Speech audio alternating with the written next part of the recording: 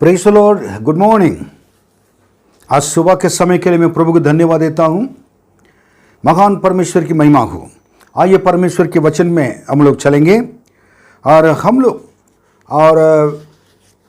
एक मनन करने के विषय आप सबको मालूम है।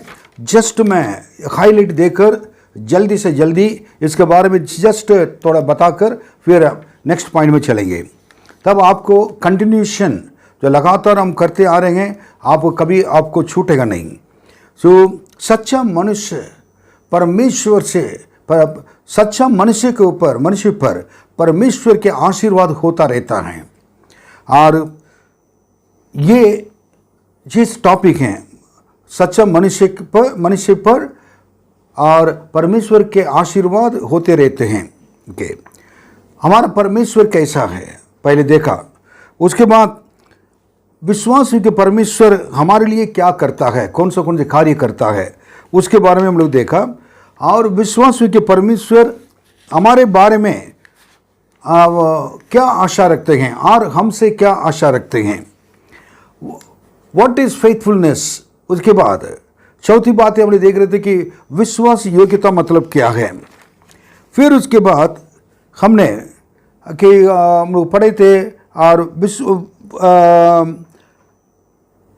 वाचा के बारे में बता रहे थे। मैंने बताया परमेश्वर कि विश्वास योग्यता क्या है, मतलब सचमुच में परमेश्वर के साथ एक वाचा बांधना और ये आखिरी तक विश्वास योग्य बनकर रहने के लिए मदद करता है। बलि चढ़ाकर परमेश्वर को ना आराधना करने वाले लोग हैं, अपने आप को समर्पित कर परमेश्वर के पूरे जीवन को समर्पित कर देते हैं। वो पवित्र लोग हैं, वो परमेश्वर के पास आने के लिए परमेश्वर खुद चाहते हैं। और उदाहरण बताया था कि विवाह की जीवन में पति पत्नी कैसे एक दूसरे के प्रति वफादारी से रहते हैं और वैसे ही होना चाहिए। हमारे आत्मिक जीवन में भी मैंने बताया था कि जस्ट हमारे लिए क्या कि परमेश्वर ने एक पुरुष से और एक पुरुष विवाह के लिए और परमेश्वर ने अपनी कलीसिया को अर्थात विश्वास को नीट करके रखा है। विश्वासी कलीसिया दुल्हन है और पुरुष प्रभु यीशु हैं, परमेश्वर है। परमेश्वर पुरुष जो शादी करने के लिए चाहता है, दूल्हा हमेशा पत्नी और दुल्हन पवित्र रहना चाहता है, पवित्र होना चाहिए। वैसे ही प्रभु यीशु मसीह से एक दिन मिलेंगे। कलीसिया दूल्हा प्रभु यीशु है, कलीसिया दुल्हन मिलेंगे और कलीसिया पवित्र होना चाहिए हर एक व्यक्ति के जीवन में। उसके बाद मैंने बताया था कि इस विश्वास योग्यता से अलग करने वाला व्यक्ति कौन है। कल हम लोग ने देखा था, उसमें मैंने बताया था कि और कल परसों हमने देखे और शैतान ये करता है। फिर उसके बाद हमें क्या करना चाहिए। मैंने बताया था कि सच्चे दिल से विश्वास योग्यता के साथ सच्चाई से परमेश्वर का उपासना करना, परमेश्वर की सेवा करना है। कौन सी चीज़ों में से हम और विश्वास योग्य बनकर रहना है और किन किन चीज़ों में ये परमेश्वर के सामने विश्वास बनकर रहना जरूरी है। मैंने बताया था अपने विचारों में नंबर 1। नंबर 2 हमारे बातें और वचनों में क्या करना, विश्वास योग्य बनकर रहना जरूरी है। फिर उसके बाद हमारे कार्यों में, कामों में हम क्या करना कि विश्वास योग्य बनकर रहना मैंने बताया था। उसके लिए वचन भी मैं देता जा रहा था। और प्रार्थना में विश्वास योग्य बनकर रहना है, ये भी कल हम लोग पढ़े थे। और आज हम ये पढ़ने जा रहे हैं और मनन करने जा रहे हैं, उसको कंटिन्यू करेंगे। और किन किन चीज़ों में से हम विश्वास योग्य बनकर रहना गए हैं।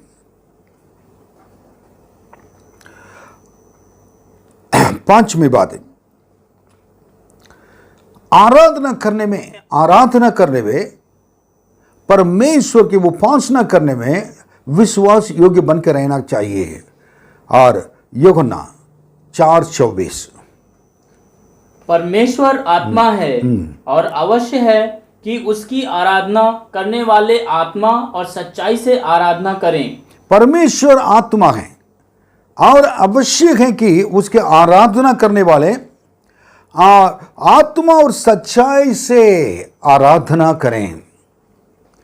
आज मतलब हमारे जब आराधना करने के लिए जब आते हैं, लोगों को कई जगह पर आराधना के अर्थ बहुत कम जानते हैं। कई लोग कहते हैं कि आराधना मतलब स्तुति करना है, गीत गाना है, धन्यवाद देना है। वो स्तुति है। भजनकार कह रहा है कि उसके आंगनों में प्रवेश करो धन्यवाद के साथ। परमेश्वर के जब आप इसमें भवन के द्वार पर अब जब आंगन में जब आएंगे, धन्यवाद के साथ और स्तुति के साथ और उनका प्रवेश करना है। और फिर उसके बाद उनके फाटकों में धन्यवाद के साथ उनके आंगनों में स्तुति करिए लिखा है। हम स्तुति करना है, फाटक और आंगन।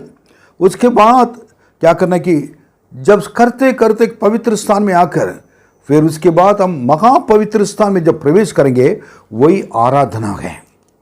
आराधना का अर्थ परमेश्वर से प्रेम करना है। आप परमेश्वर एक हो जाएंगे, जहां पर आपके दिल परमेश्वर का दिल एक हो जाएंगे।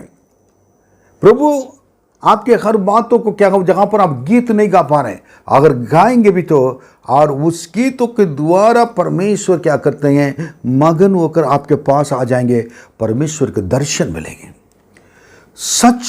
सच्चाई और आत्मा से जो आराधना करता है, कलीसिया के अंदर आकर महापवित्र स्थान में प्रवेश कर आराधना के बाद जब वापस जाएगा, खाली हाथ से वापस नहीं जाएगा। पढ़िए, यूहन्ना अभी 4:24 पढ़े थे। अब यूहन्ना 24 और 14, द बुक ऑफ जोशुआ और 24:14। इसलिए अब यहोवा का भय मानकर उसकी सेवा खराई और सच्चाई से करो, और जिन देवताओं की सेवा तुम्हारे पुरखा महानद के उस पार और मिस्र में करते थे, उन्हें दूर करके यहोवा की सेवा करो। इसलिए अब यहोवा का भय मानकर उसकी सेवा ना खराई और सच्चाई से करो। अब इस जगह पर परमेश्वर की सेवा सच्चाई से करना है, आराधना के द्वारा। देन उसके बाद नीचे लिखा है, तुम्हारी पुरखा नाम महान के उस पार और मिस्र में जो करते थे, उन्हें दूर करके यहोवा की सेवा करो। इस जगह पर आराधना की सेवा के रूप में से हमको लिखा गया है। सबसे बड़ी सेवा परमेश्वर से देना, सारे मन सारे दिल से परमेश्वर से प्रेम करना है। परमेश्वर का प्रेम मैंने बताया था कि आराधना का मतलब परमेश्वर से प्रेम करना, इसका मतलब दोनों एक ही हैं। आराधना में परमेश्वर से प्रेम करते हैं, वही आत्मिक सेवा है आपके लिए परमेश्वर के सामने। इसको रोमियो 12वां अध्याय 1 वचन में यही लिखा है, अपने जीवन को बलि चढ़ाकर बलिदान के रूप में से परमेश्वर को समर्पित करते हुए तुम क्या करो, आराधना करो, परमेश्वर की सेवा करो। ये आत्मिक की सेवा है, आत्मिक आराधना है। तमिल बाइबल में यह लिखा है, दिस इज रियल वर्शिप, और हिंदी में लिखा है सेवा, एक और लिखा हुआ है। सो हमारी सेवा पूरा परमेश्वर की आराधना करने में, परमेश्वर से प्रेम करने में, परमेश्वर की महिमा गाने में और परमेश्वर की महिमा लाने से। अब 1 शामुएल 12:24, केवल इतना हो कि तुम लोग यहोवा का भय मानो और सच्चाई से अपने संपूर्ण मन के साथ उसकी उपासना करो। हाँ, क्योंकि यह तो सोचो कि उसने तुम्हारे लिए कैसे बड़े काम किए हैं। और आप देखिए इस वचन को हम लोग कल भी पढ़े सुने थे। केवल इतना हो कि तुम लोग यहोवा का भय मानो, नंबर 1। द सेकेंड, सच्चाई से अपने संपूर्ण मन के साथ उसकी उपासना करो। नंबर 2, मतलब परमेश्वर के भय मानना और उनके सच्चाई और आत्मा से और उपासना करना बहुत ये बड़ी बात होती है, एक परमेश्वर की पसंद की बात होती है। क्योंकि ये तो सोचे कि उसने तुम्हारे लिए कैसे बड़े बड़े काम किए हैं। परमेश्वर ने आपके लिए जो किया वह सारे बड़े बड़े कामों को, उपकार को याद करते हुए परमेश्वर की आराधना करना। आराधना में यही होता है, प्रभु मैं क्या लायक था, आप मुझ पर दया किए थे, आप इतने बड़े बड़े कार्य किए थे, राजा मेरे ऊपर इतना आपने प्रेम किया है। जैसे कितने ऐसे बोल बोल कर परमेश्वर के नजदीक जाकर आराधना करना। पहला कुरिन्थियों 5:8। इसलिए आओ हम उत्सव में आनंद मनावें, ना तो पुराने खमीर से और ना बुराई और दुष्टता के खमीर से, परंतु सिधाई और सच्चाई की अखमीरी रोटी से। खमीर और कमीर। खमीर मतलब क्या है कि बिल्कुल वो ये है कि और उसका टेस्ट बदल जाता है, मिक्स होकर खराब हो जाता है, और हमारे जीवन खराब हो गए, जीवन दुष्टता के और खराब ना विचार और खराब आदतें, खराब सारे स्वभाव के साथ आराधना न करें। खमीर के जीवन नहीं होना चाहिए। और खमीर एक चीज़ है, सच्चाई और सीधाई से, और मतलब सच्चाई और सीधाई और सच्चाई के खमीर रोटी, ऐसे बोर्ड लिखा हुआ है। सीधाई और सच्चाई के खमीर रोटी में मतलब हम जो भी अगर खाएंगे और हमारे जीवन में बनाएंगे, और सीधाई और सच्चाई से परमेश्वर की आराधना करना है, उनकी उपासना करना है। उत्सव आनंद मनाना, आराधना करना परमेश्वर चाहते हैं, पुराने खमीर से नहीं, और ना तो बुराई और दुष्टता के खमीर से नहीं, परंतु सीधाई और सच्चाई की और अखमीर रोटी से। Praise the Lord. हमारा जीवन इतना पवित्र होना चाहिए, इसका मतलब है। सेकेंड, और तो पढ़ेंगे 5-6 पढ़ेंगे। छठा, हमारे जीवन में, अभी तो मैंने आराधना में विश्वास योग्यता, और अब अपने जीवन में क्या कि एक सच्चा मनुष्य बनकर रहना और विश्वास योग्य मनुष्य बनकर रहना है। दानियल की किताब 6:4। तब अध्यक्ष और अधिपति राजकार्य के विषय में दानियल के विरुद्ध दोष ढूंढने लगे, परंतु वह विश्वास योग्य था और उसके काम में कोई भूल या दोष ना निकला, और वे ऐसा कोई अपराध या दोष ना पा सके। दानियल को पास ऑर्डर मिल गया कि लोगों उनके राजा को क्या करना, कि उनके मूर्ति को मानना है। और दानियल के जीवन में लोग दोनों सोचते रहते थे कि उनको क्या करें ना, उनको उनके ऊपर, और वो पवित्र जीवन बिताता था परमेश्वर के सामने। उसके पीछे लोग पड़े हुए थे उसे फॉल्ट पकड़ने के लिए और नुक्ताचीनी करने के लिए, और उनके फॉल्ट मतलब क्या है, उनको दोषी ठहराने के लिए वो चाहते थे।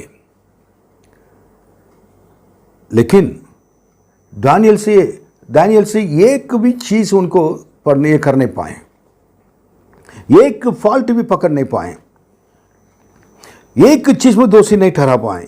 अपने जीवन के अब जिंदगी अपने जीवन में परमेश्वर के सामने एक विश्वास योग्य बनकर रहने वाला पवित्र व्यक्ति था दानियल। नीति वचन 12:22। आप देखिए, झूठों से परमेश्वर को घृणा आती है, झूठों से परमेश्वर घृणा आती है, परंतु जो विश्वास से काम करते हैं उनसे वह प्रसन्न होता है।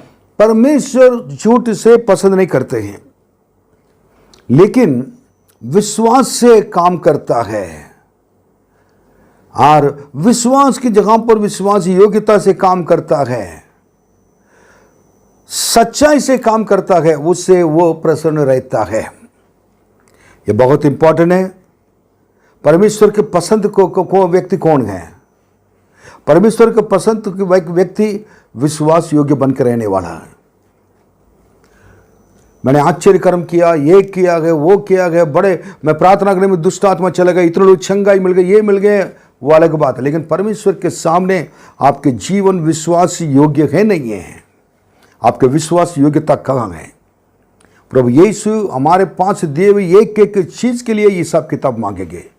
उस समय आप क्या बोलेंगे? कलीसिया देखना चाहती कि सच्चा मनुष्य, सच्चा पास्टर और विश्वास योग्यता से चलने वाले विश्वास योग्य सेवक। पास्टर देखना चाहते हैं कि विश्वास योग्य विश्वासी। परमेश्वर देखना चाहते हैं विश्वास योग्य लोग,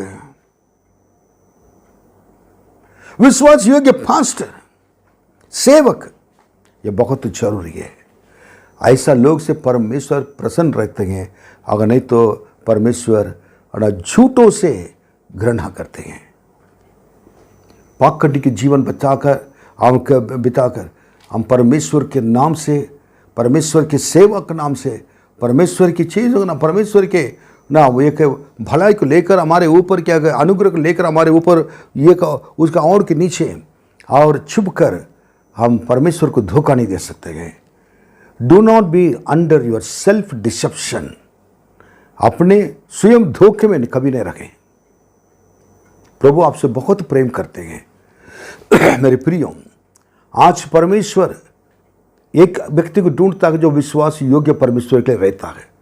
उद्धार के प्रति विश्वास योग्यता आपने जो पाया हुआ है, जो बपतिस्मा के प्रति विश्वास योग्यता जो लोग नहीं मिले, आपके लिए परमेश्वर ने अनुग्रह किया लेने के लिए। ये सबके लिए मिलता नहीं है।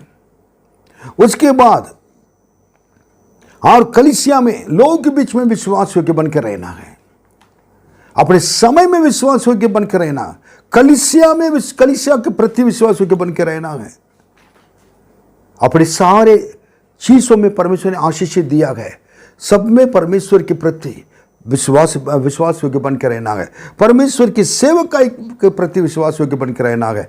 परमेश्वर के स्वयं उनके प्रति विश्वास योग्य बनकर रहना है।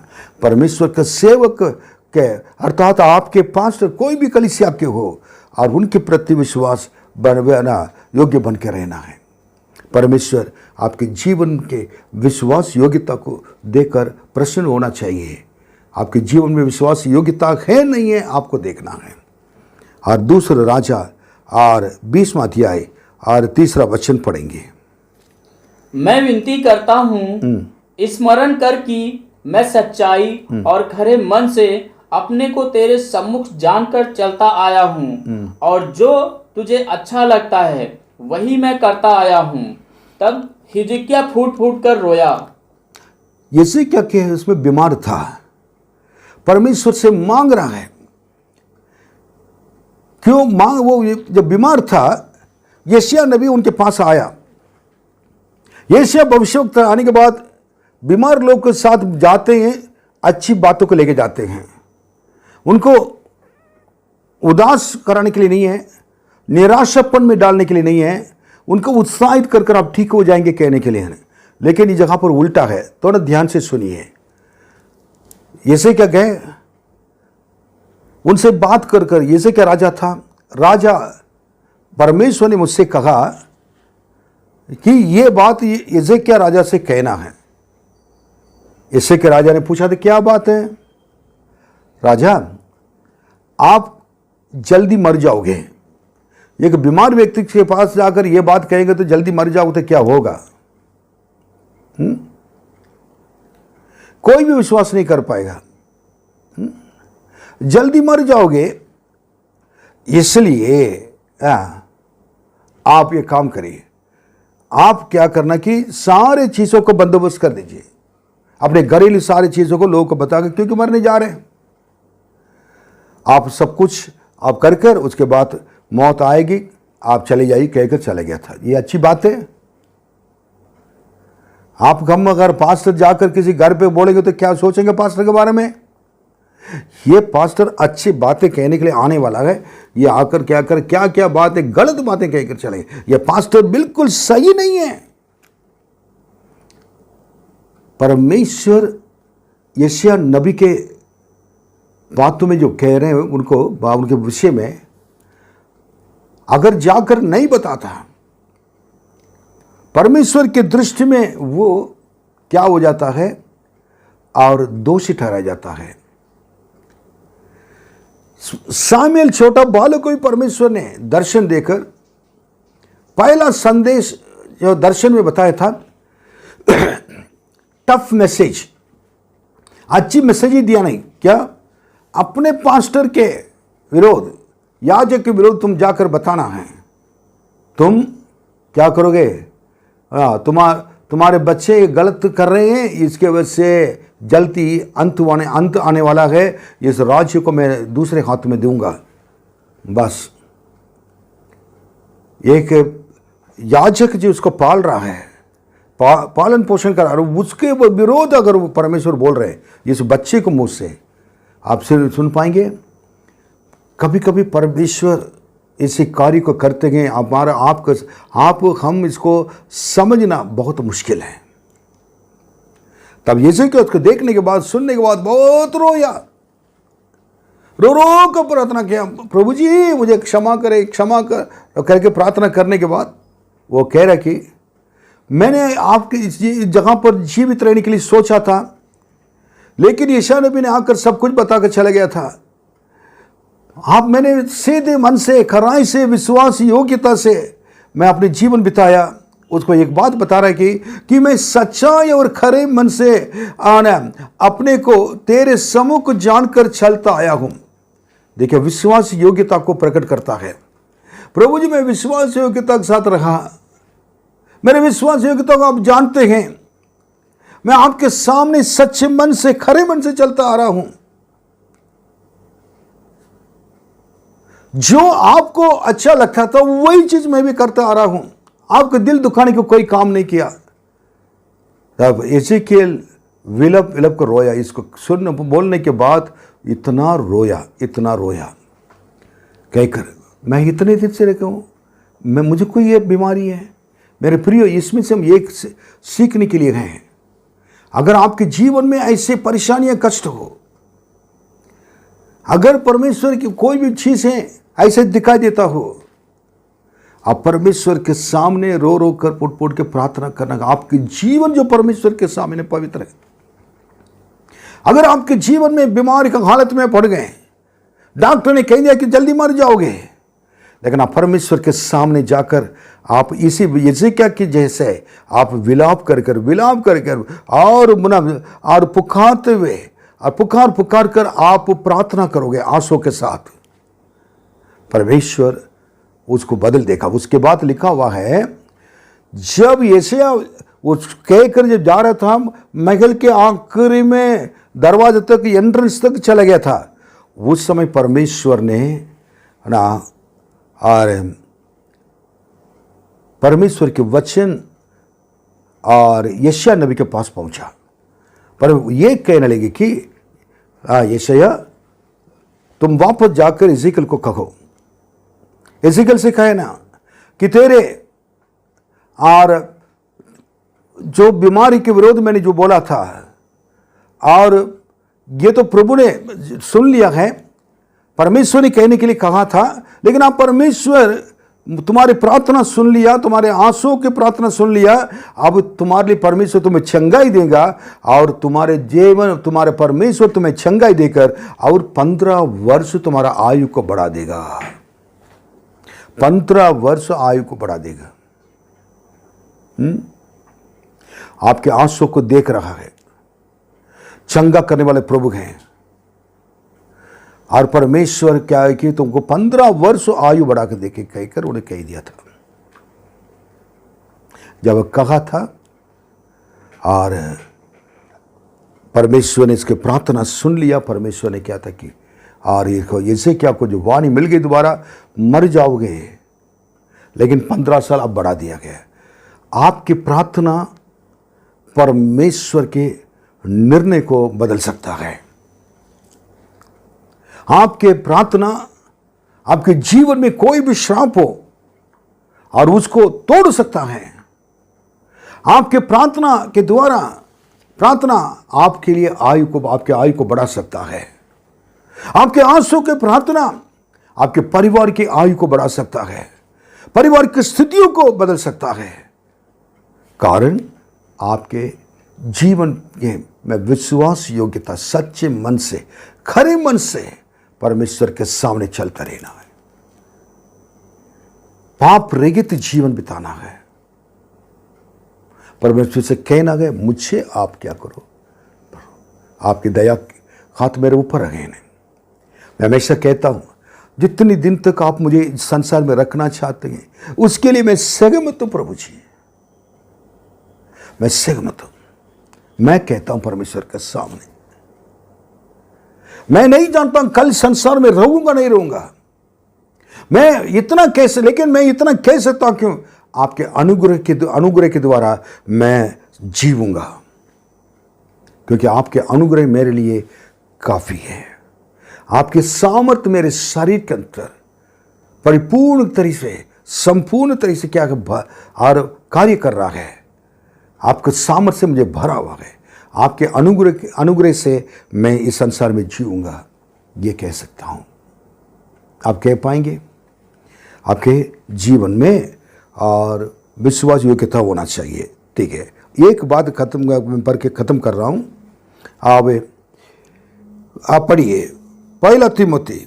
अब ये पता, तीसरी बात है कि मैंने आज बताया था आराधना करने में और उसके बाद अपने जीवन में मैंने बताया और विश्वास योग्यता, अब अपनी सेवकाई में विश्वास योग्यता। पहला तीमुथी 1:12।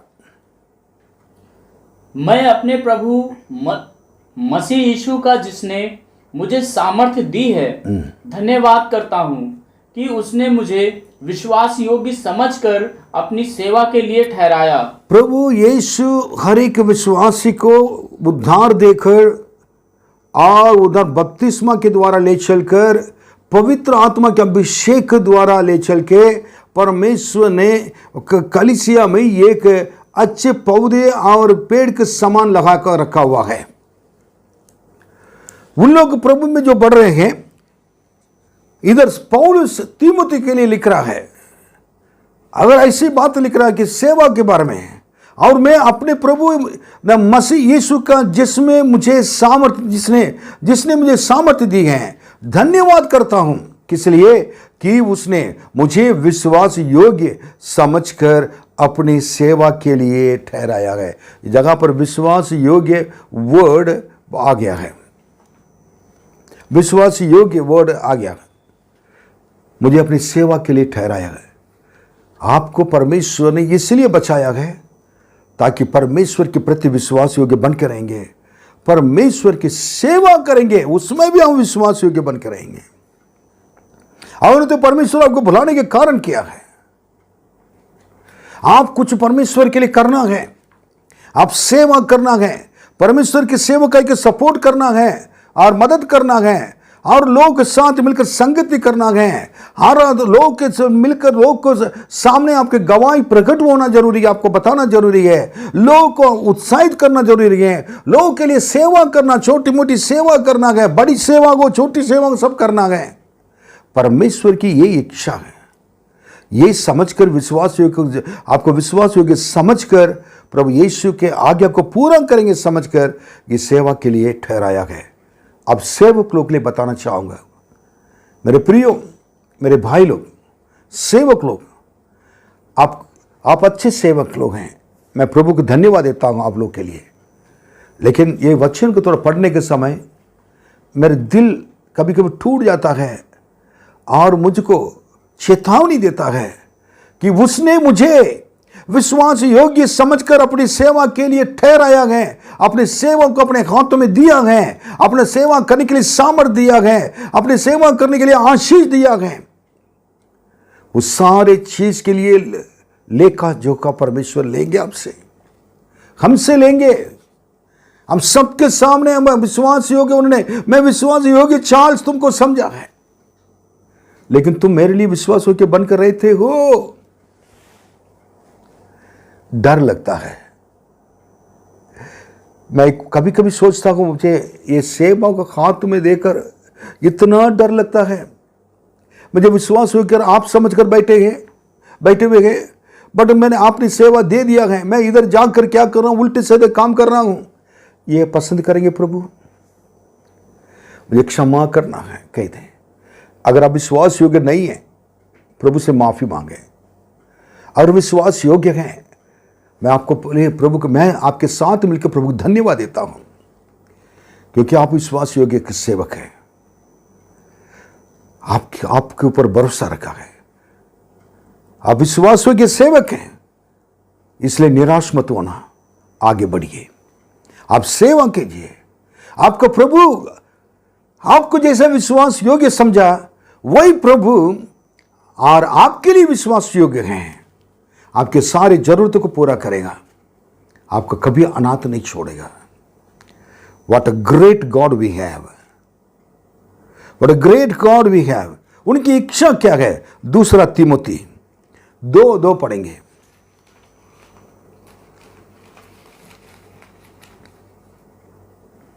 और जो बातें हाँ, तूने बहुत से गवाहों के सामने मुझसे सुनी है, उन्हें विश्वासी मनुष्यों को हाँ, सौंप दे, हाँ, जो दूसरों को भी सिखाने के योग्य हों। हाँ। और जो बातें तूने बहुत गवाह के साथ 2 तीमुथी 2:2 और सामने मुझसे सुनी है, उन्हें विश्वासी मनुष्यों के सौंप दे। देखिए, विश्वासी मनुष्य को सौंप दे। और एक चीज को सौंपना किसके हाथों में देना है? जो औरों के भी सिखाने के योग्य दे। एक सेवा को अच्छे विश्वास योग्य मनुष्य के हाथों में सौंप दे। कलीसिया में भी जो विश्वास योग्य हैं उनके हाथों में सेवा दिया जाएगा। कितने साल से अब कलीसिया में रह रहे वो बात नहीं है, लेकिन कितने समय से विश्वास योग्य बनते रहते, कैसे रह रहे प्रभु के सामने। जो विश्वास योग्य हैं, जो अभी आया हो, जो ना कई साल के पहले आया हो, कोई भी हो, परमेश्वर के पवित्र आत्मा कहेगा यह विश्वास योग्य है। जैसे जैसी के घर पे 7 लड़के को देखने के बाद नहीं है, और एक लड़का है, जब कह रहे थे कि उसका नाम दाऊद है, वो जो उधर जंगल में है, उसको लेकर आओ। परमेश्वर खुद बताएंगे कौन विश्वास योग्य है, कौन विश्वास नहीं योग्य नहीं। हर एक कर्तव्य है हमारे परमेश्वर की कलीसिया के प्रति विश्वास योग्य बन के रहना है। एक वाचा बांधना है, जीना जीऊंगा तो माना, जीना हो अगर मरना हो। प्रभु इस कलीसिया के प्रति, मिशनरी चर्च के प्रति वफादार आखिरी तक बनकर रहूंगा। मेरे वफादारी को आप देखिए प्रभु, मुझे मदद कीजिए कहेंगे। इसका एक उदाहरण मैं बताऊंगा। 2 राजा 12वां अध्याय 14 और 15वां वचन थोड़ा पढ़िए। 2 राजा 12वां। परंतु वह काम करने वाले को दिया गया, और उन्होंने उसे लेकर यहोवा के भवन की मरम्मत की। एक काम दिया जा रहा है कि काम प्रभु के भवन की मरम्मत कराने के लिए उनके हाथ में सौंप दिया गया। जैसे इससे पहले हम देख रहे थे कि 2 तीमुथी 2:2 में यही हम कह रहे थे कि ना विश्वास योग्य के लोग के हाथों में सौंप दो। फिर सेवा भी ऐसे, प्रभु के काम भी ऐसे लोग, इसमें साधारण लोग को नहीं दे सकते हैं। फिर उसके बाद 15वां वचन देखिए। और जिनके हाथ में काम करने वालों को देने के लिए रुपया दिया जाता था, लोग के हाथों में रुपया भी दे दिया, कामों भी दे दिया करने के लिए। उनसे कुछ हिसाब ना लिया जाता था। उनसे कुछ भी हिसाब ना लिया जाता था, क्योंकि वे सच्चाई से काम करते थे। सच्चाई से काम करने वाले को परमेश्वर देता है, उनसे हिसाब किताब नहीं मांगता है। लेकिन जिनके हाथों में दिया गया उनको हिसाब किताब रखना जरूरी है। परमेश्वर नहीं मांग रहे, राजा ने नहीं मांगा, इतना भरोसा रखा है। जितने आशीष से प्रभु ने आपके लिए दिया है, जब आपने परमेश्वर के कलीसिया के प्रति विश्वास योग्यता को नहीं दिखा पाए, विश्वास योग्य नहीं रहे, परमेश्वर ने आपने क्या की और हिसाब किताब मांगा आपसे। हमारा परमेश्वर कितना अनुग्रहकारी है। कितने बार कई कलीसिया में लोग दशवांश देते हैं और परमेश्वर के अपने धन से कलीसिया को आशीषित करते हैं, मुझे मालूम नहीं है। लेकिन परमेश्वर के वचन में क्लियर लिखा है, जो विश्वास योग्य बन के रहता है वो कलीसिया के प्रति के विश्वास योग्य हैं, अपने परमेश्वर के प्रति विश्वास योग्य हैं। परमेश्वर उनके हाथों में बहुत आशीषें देंगे। उनसे जीवन क्या करेंगे?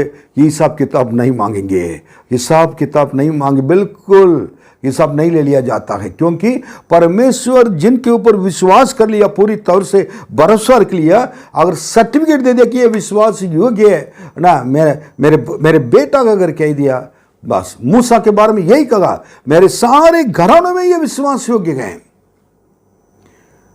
परमेश्वर ने हिसाब किताब नहीं मांगते, मतलब हिसाब किताब नहीं मांगते मतलब क्या है, हिसाब नहीं लिया जाता है। अर्थ है कि और देंगे और देंगे और देंगे, मालामाल करते जाएंगे, क्योंकि आपके परमेश्वर के भवन के प्रति आप विश्वास योग्यता दिखाया है, विश्वास योग्य बनकर रखा है।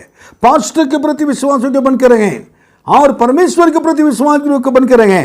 आपके लिए जो दिया जाएगा सारे कामों के लिए, सारे आशीष के लिए आपसे हिसाब किताब कभी नहीं मांगेंगे।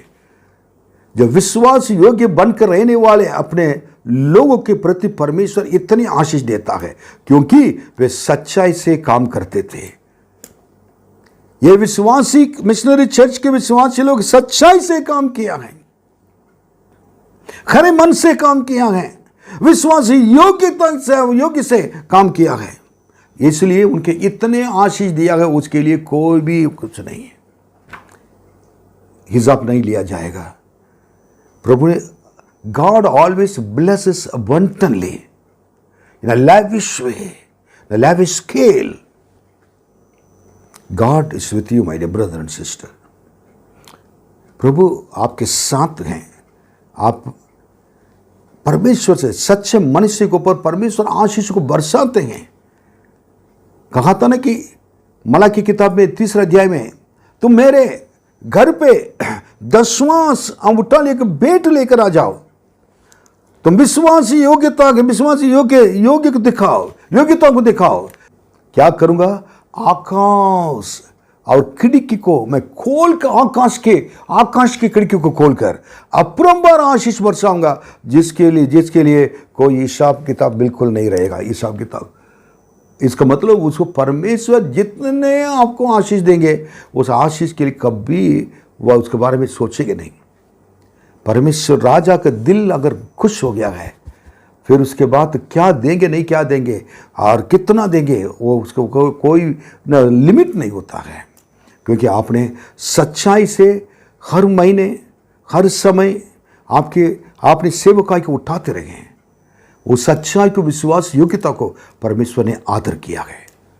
इसलिए आप अपनी सेवकाई में, प्रार्थना की सेवकाई में विश्वास योग्य बनकर रहे, परमेश्वर के वचन को सिखाने की सेवकाई में, म्यूजिक आराधना की सेवकाई में विश्वास योग्य बनकर रहे, अपने जीवन में, सच्चाई के जीवन में और अपने जीवन में प्रभु के लिए सेवकाई के जीवन में आप अपने जीवन में विश्वास योग्य बनकर रहे।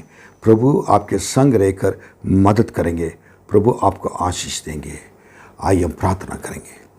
प्रभु धन्यवाद करते इस समय के लिए, आपके बच्चों को आपके हाथों में सौंप दे, अनुग्रह कर आपके नाम की महिमा हो। धन्यवाद, धन्यवाद, धन्यवाद, धन्यवाद।